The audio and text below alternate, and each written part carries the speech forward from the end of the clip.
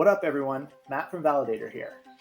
Today I want to tell you about one of the coolest new features in Validatar, a new test comparison type called previous results.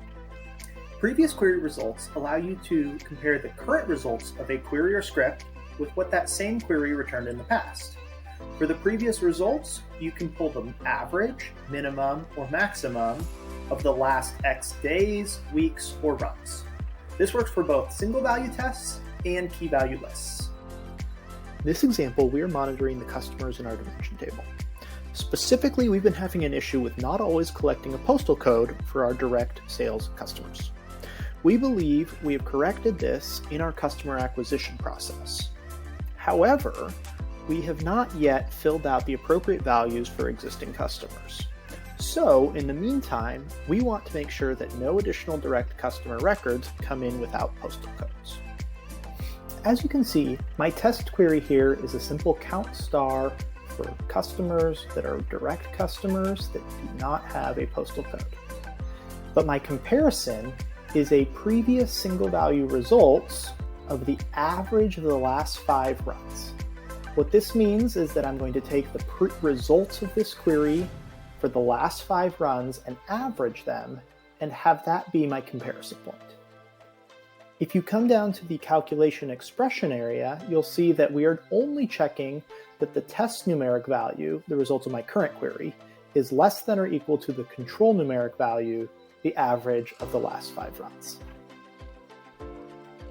When I run this test, I will see that 440 customers currently do not have a postal code that are direct customers, and 440 is the average of the last 5 runs. So my test numeric value is less than or equal to my control numeric value, and the result passes. For this next example, I'm going to show how you can use previous results with key value lists. Specifically, we're going to show how we can monitor over time the percentage of purchase orders by delivery method and check that that hasn't changed by more than 5%. In this case, my query is a query that brings back the percentage of orders by delivery method, and my comparison is the average over the last 7 days. When I run the test, I will be able to see that while 4 of my records passed, road freight, courier, so forth, the air freight has failed, and that's because it is now 13% of my orders, whereas over the last 7 days, it averaged 5%. Previous results can also be used with template tests.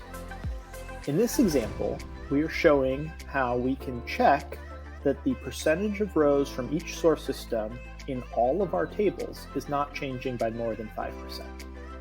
If I go ahead and run my child tests, I can run this for all 6 tables that have a source system column in them, and we'll see that they all go through and pass. These are just a few of the many amazing use cases for previous results.